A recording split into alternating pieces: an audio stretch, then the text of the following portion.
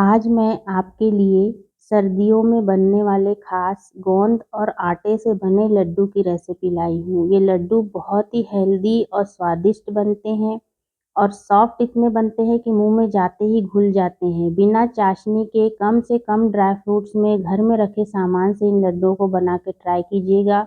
आपको ये लड्डू बहुत पसंद आएंगे। और रेसिपी पसंद आए तो वीडियो को लाइक करें, फैमिली फ्रेंड्स के साथ शेयर करें और चैनल को सब्सक्राइब करें। तो चलिए झटपट से बिना देर किए हम इन लड्डुओं को बनाना शुरू करते हैं। तो इन लड्डुओं को बनाने के लिए मैंने थोड़े से ड्राई फ्रूट्स और 250 ग्राम आटा लिया है, साथ ही 200 ग्राम गुड़ लिया है। यही सारी चीज़ों को मिला के हम हेल्दी और स्वादिष्ट लड्डू बनाएंगे। तो चलिए सबसे पहले हम ले लेते हैं पैन और पैन में डालेंगे थोड़ा सा घी। बहुत ज़्यादा घी हमें नहीं डालना है। शुरू में 2 से 3 चम्मच ही घी डालेंगे। जैसे ही घी गर्म हो जाएगा मैं डाल रही हूँ उसमें गोंद। ये गोंद मैंने 50 ग्राम लिए हैं। बड़े बड़े साइज़ वाले गोंद लिए हैं जिसे हमें फ्राई करने में आसानी होती है। आप भी मार्केट से इसी तरह के गोंद खरीदें। बारीक वाले गोंद जल्दी से फ्राई नहीं होते हैं। तो गोंद को उलटते पलटते हुए अच्छे से फ्राई कर लेना है, क्योंकि ये अंदर से कड़क रहते हैं। जल्दी जल्दी में इसे फ्राई कर लेंगे तो ये कड़क रह जाएंगे और ये सॉफ्ट नहीं होंगे जब हम इसे चूरा बनाएंगे। तो इसलिए लो टू मीडियम फ्लेम पे इसे अच्छे से फ्राई कर लेना है। इस तरह से फूल जाए जब, तभी हमें इसे बाहर निकालना है। तो ये देखिए, आप देख सकते हैं कितने अच्छे से गोंद फूल गए हैं। तो चलिए इन्हें हम एक प्लेट में निकाल लेते हैं। इसी तरह से बाकी बचे हुए गोंद को भी हम उसी तरीके से फ्राई करके निकाल लेंगे। अब सारे गोंद को मैंने फ्राई करके निकाल लिया है। अभी भी पैन में थोड़ा सा घी बचा हुआ है, तो उसी घी में हम डाल देंगे बादाम। ये मैंने 15 से 20 बादाम और 15 से 20 काजू लिए हैं। इन्हें भी हम हल्का सा रोस्ट कर लेंगे। हमें इसे लो टू मीडियम फ्लेम पे फ्राई करना है। जब इसका कलर इस तरह से रेडिश हो जाए तो इन्हें हम पैन से निकाल लेंगे। अब भी घी बचा हुआ है, तो मुझे थोड़ा सा घी ज़्यादा लग रहा था पैन में। इसमें से मैंने 2 चम्मच घी निकाल लिया है। अब बाकी बचे घी में ये मैं आधी कटोरी के करीब डेसिकेटेड कोकोनट ले रही हूँ। ये कोकोनट मैंने घर में ही पीस के तैयार किया है नारियल के डोल से। इस तरह के डोल से लड्डू बनाएं तो बहुत ही स्वादिष्ट बनते हैं, क्योंकि इसमें तेल होता है। मार्केट से भी अच्छा डेसिकेटेड कोकोनट हम घर में ही बना सकते हैं। तो इसे भी फ्राई करके निकाल लेना है। हल्का सा कलर चेंज होने तक ही इसे फ्राई करना है।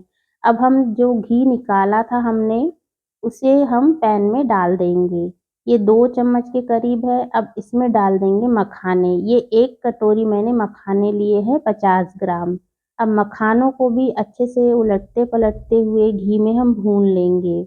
मखानों को हम तब तक भूनेंगे जब तक इसका हल्का सा कलर चेंज ना हो जाए और इस तरह से दबाने से टूटने ना लगे।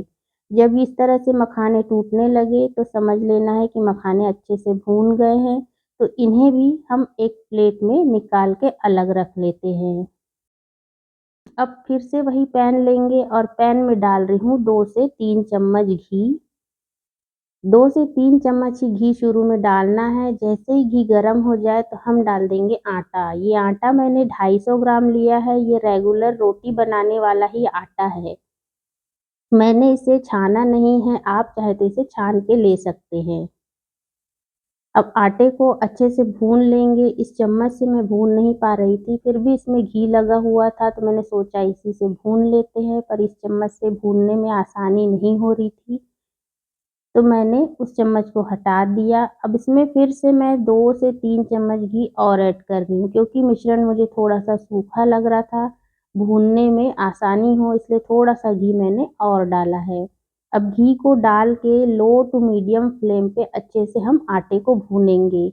मेन काम है आटे की भुनाई। आटे की भुनाई जितने अच्छे से होगी उतने ही लड्डू अच्छे बनते हैं। तो लो टू मीडियम फ्लेम पे हम इसे भूनेंगे। भूनने के लिए बहुत ज़्यादा टाइम लगता है। पेशेंस के साथ आटे को भूनें।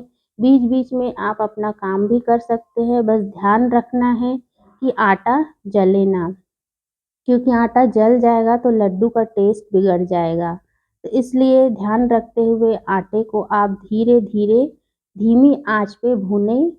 हो सकता है थोड़ा-सा टाइम ज़्यादा लगे पर लड्डू बहुत ही स्वादिष्ट और टेस्टी बनेंगे। तो चलिए आटे को अच्छे से भून लेना है। तो ये देखिए 15 से 20 मिनट हो गए हैं। लो टू मीडियम फ्लेम पे मैंने लगातार चलाते हुए आटे को अच्छे से भून लिया है। अब आटे का कलर भी आप देख सकते हैं पहले से चेंज हो गया है। तो इस तरह से आटे की भुनाई अच्छे से कर लेना है ताकि इसमें से सौंधी-सौंधी सी खुशबू आने लगे। जब आटे से खुशबू आने लगे तो आटा भुन गया है। तो चलिए अब गैस की फ्लेम को ऑफ कर देते हैं और इस आटे को निकाल लेते हैं एक परात में। पूरे आटे को हम एक थाली में निकाल के अलग रख लेंगे।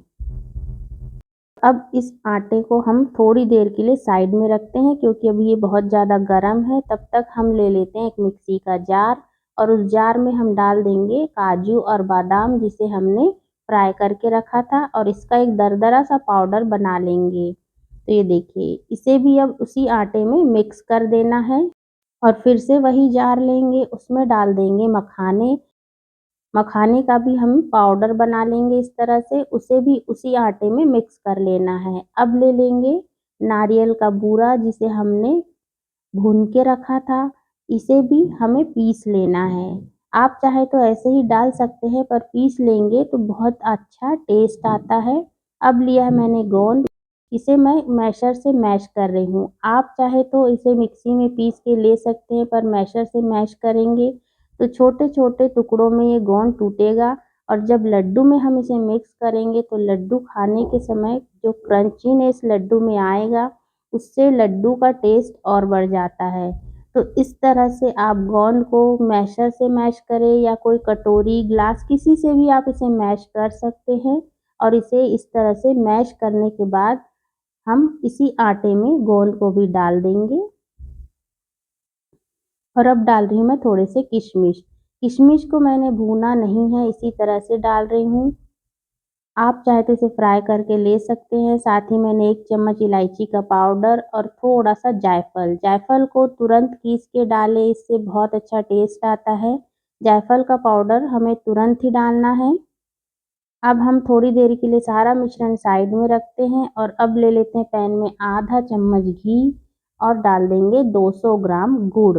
गुड़ आप कोई सा भी ले सकते हैं, नया पुराना आपके पास जो गुड़ हो। अभी मार्केट में नया गुड़ आ गया है तो आप उसी गुड़ से इस लड्डू को बनाएं। अब उसमें मैंने 3 चम्मच के करीब पानी डाला है।